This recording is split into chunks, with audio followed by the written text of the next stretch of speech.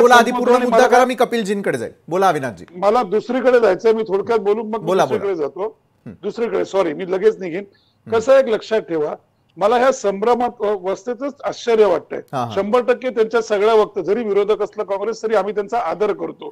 एकेकाळचा मोठा पक्ष आहे, आता एका तो स्थित्यंतरातनं जात आहे.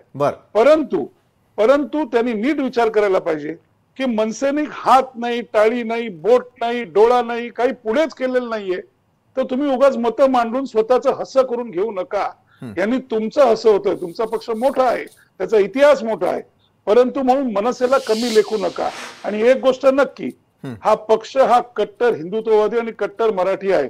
आम्ही जेव्हा उभे राहतो तेव्हा एक लक्षात ठेवा, शेवटचं सांगतो आणि मग आपली प्लीज रजा घेईन, मला माफ करा, मला दुसरीकडे जायचं की रजा अकादमीनी जेव्हा हा मोर्चा काढला होता, जेव्हा सगळे हल्ले झाले होते, कारण कोणीतरी मध्ये बोललं काँग्रेसचं पूर्वी की हा मारझोड करणारा पक्ष आहे म्हणून, सचिन सावंतजी मला वाटतं बोलले होते, ते अभ्यासक आहेत. जेव्हा हल्ला झाला होता ना आणि तुमच्या सगळ्यांच्या मोबाईलच्या गाड्या सगळ्या जाळल्या होत्या, पोलिसांवर हल्ले झाले होते, तेव्हा ह्याच कट्टर पक्षांनी राजसाहेबांच्या गिरगाव चौपाटी ते आझाद मैदान विरोधाचा मोर्चा काढला होता. कळलं का? हे संस्कार राजसाहेबांवरती सन्मान्य बाळासाहेबांचे.